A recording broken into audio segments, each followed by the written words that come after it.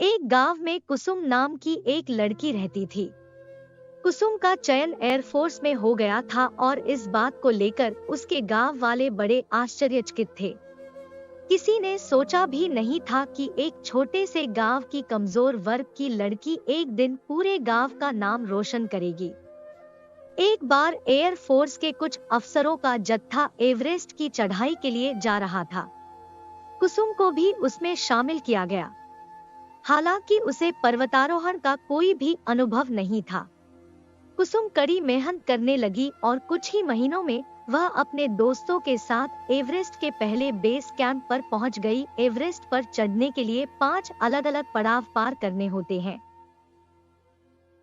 उसने हार नहीं मानी और मजबूती से चलती रही, पर अंतिम पड़ाव पर आकर वह बहुत थक गई और उसे सांस लेने में दिक्कत होने लगी। उसकी टीम के लीडर ने उसे वहीं से लौट जाने का आदेश दिया। कुसुम ने जिंदगी में पहली बार हार का सामना किया था। वह जब वापस अपने गांव लौटी तो गांव वालों ने उसका बड़ा अपमान किया और उसकी मजाक उड़ाई। उस दिन उसने तय कर लिया कि जब तक मैं एवरेस्ट की चढ़ाई नहीं करूंगी, जिंदगी में और कुछ नहीं करूंगी।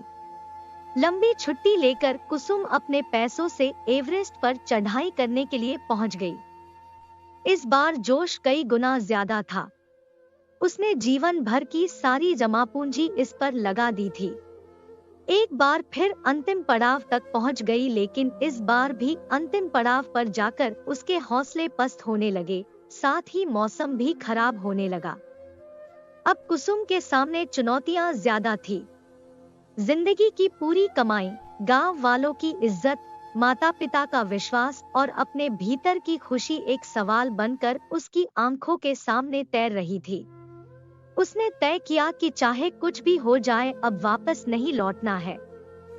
अगले 8 घंटे उसकी जिंदगी के सबसे कठिन समय थे, लेकिन फिर भी वह डटी रही और अंत में वह एवरेस्ट की चोटी तक पहुंच गई। जब कुसुम वापस अपने गांव लौटी तो गांव वालों ने दिल खोलकर उसका स्वागत किया और उससे माफी भी मांगी।